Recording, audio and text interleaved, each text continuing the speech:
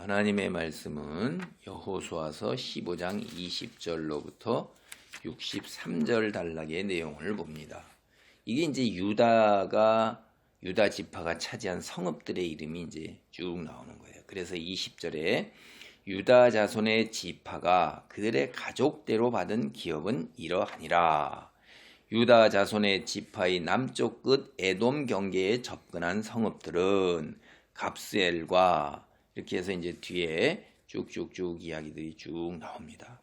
그래가지고선 이게 61절까지 보면 광야에는 벳 아라바와 밑딘과 스가가와 닙산과 소금 성읍과 엔게딘이 6성읍과 그 마을들이었더라. 이렇게 해갖고선 중간에 다 성읍들 이름이 나와요. 산제, 평야, 몇 성읍이고 몇 마을이고 이런 이름들이 쭉 나와요. 그러니까 이 단락에 이제 유다가 구체적으로 차지한 이름들은 이제 아주 구체적으로 나오고 있는데 사실 많은 경우에 이 위치가 어딘지 정확히 우리가 알 수가 없어요. 사실 여러분 우리가 100여 년 전 역사만 해도 정확하게 다 알겠어요.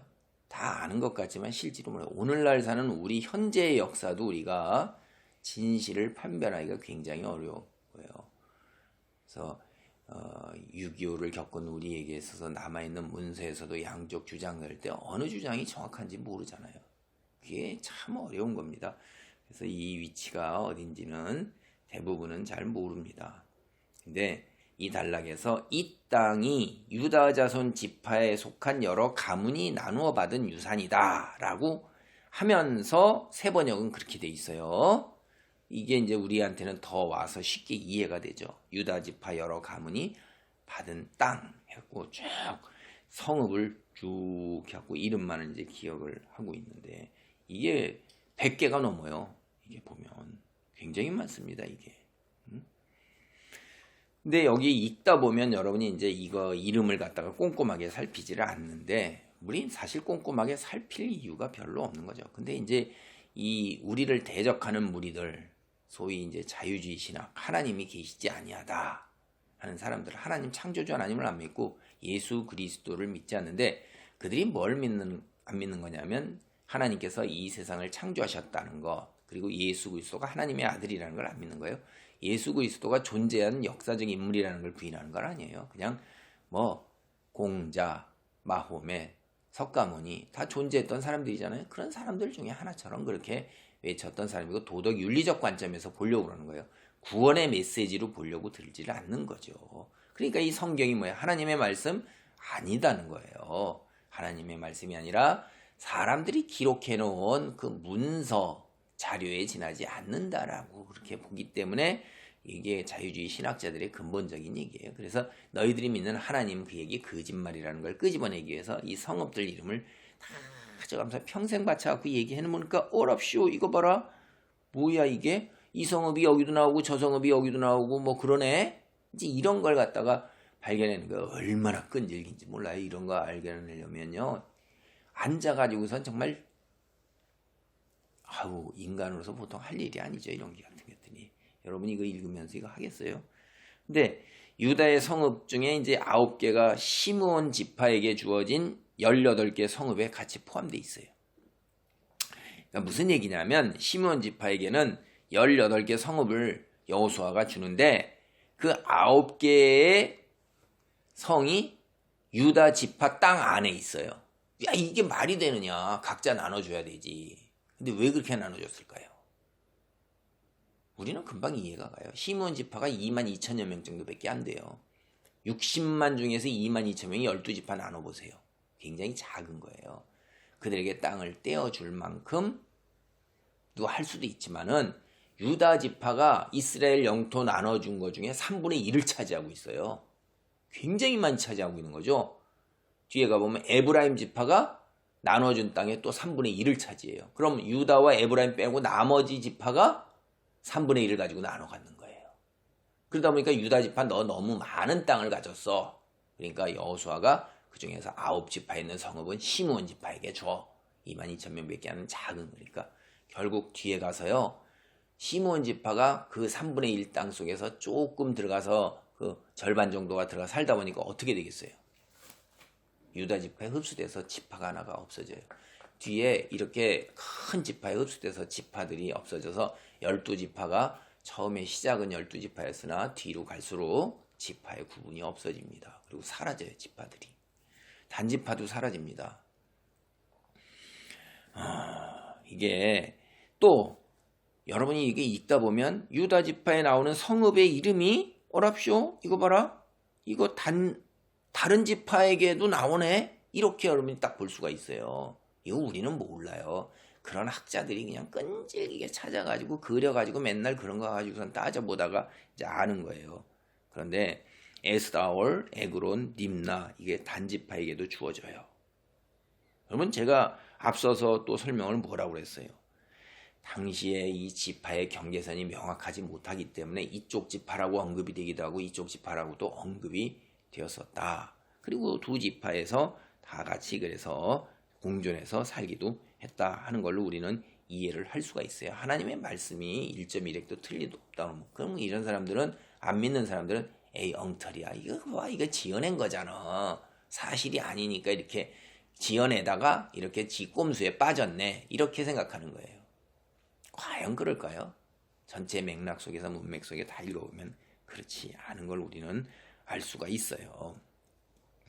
우리 대표적인 게 이제 단지파가 이거를 점령을 못해요.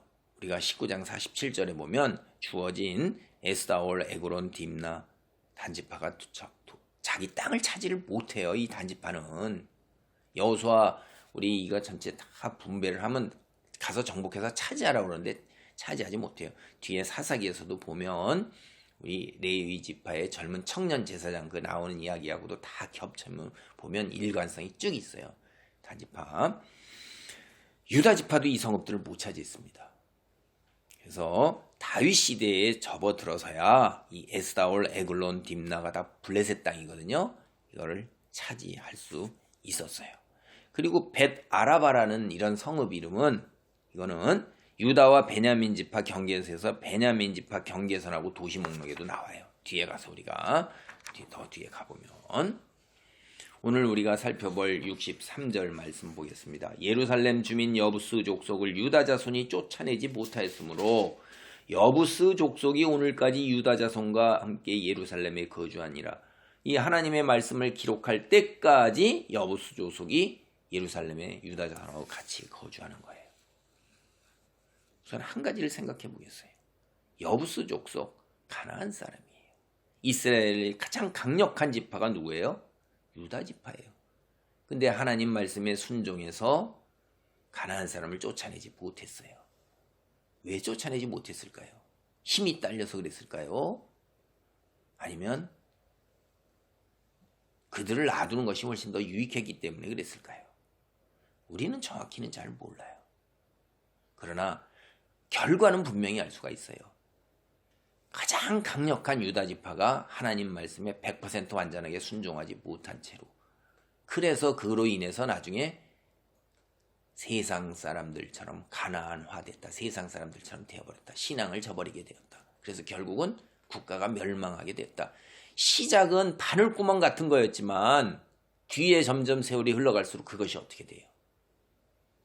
그 속에 매몰되는 거예요. 죄라는 게 이런 거예요.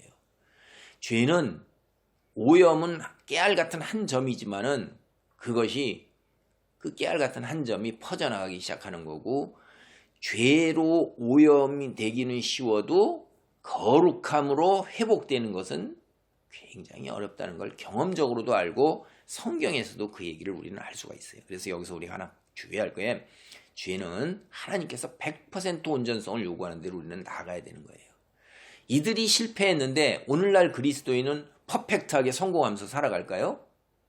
그렇지 않아요. 여러분이 이 사람들이 이스라엘 지파가 겪었던 하나님의 임재만큼 우리가 하나님의 임재를 강력한 역사를 경험합니까? 비교도 안 돼요. 우리는. 당신이 하나님의 역사 경험했어요? 이들은 하나님의 임재와 역사를 경험하는 거예요. 여호수아에게 동행함으로써. 그리고 우리보다 훨씬 가까운 시일에 우리 조상들이 이랬다더라 라고 말을 전해주는 사람들이 바로 한 대 건너서 있잖아요. 여호수아 갈렙 보세요. 하나님의 임재를 경험한 사람이란 말이에요. 모세와 같이. 그리고 우리 아버지께서 돌아가셨는데 왜 돌아가셨어? 40년 광야 생활에서 응? 모세 시내산에서 어떤 사건들이 있는 거 다 나오잖아요. 응? 우리 아버지, 조금 더 나오면 우리 할아버지. 그런데 이 꼴 나고 있는 거라 이 말이에요. 여러분. 그럼 우리는 어떨까요? 우리는 이들보다도 훨씬 더 못한 거라 이 말이에요. 우리는. 그래서 내가 뭐 신앙이 온전할 거다. 나는 절대로 죄를 짓지 않는다. 유혹에 넘어가지 않는다. 이런 소리 하는 거 교만한 것입니다. 내가 여기서 하고자 하는 이야기는 두 가지예요.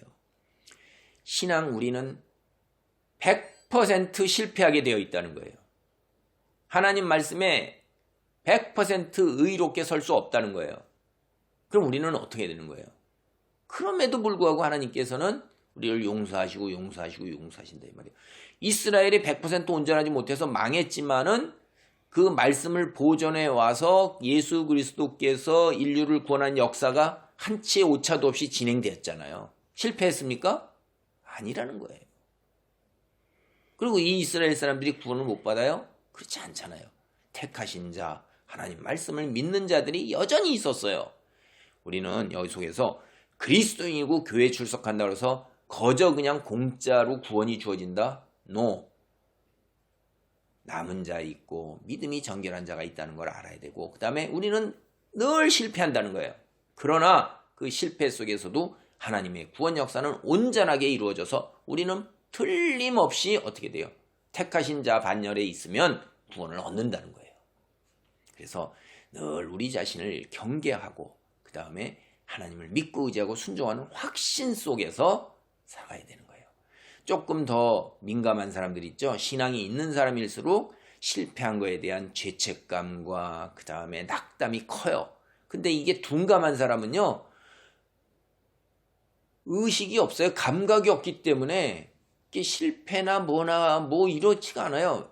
강한 멘탈로 살아가는 거죠. 세상화되어 있기 때문에. 근데 이게 깨끗할수록 보세요. 점 하나 있으면 흰천에 점 하나 있는 게 딱 눈에 띄죠. 근데 원래가 다 회색이에요. 점 있는 거 찾기가 쉽지 않은 거예요.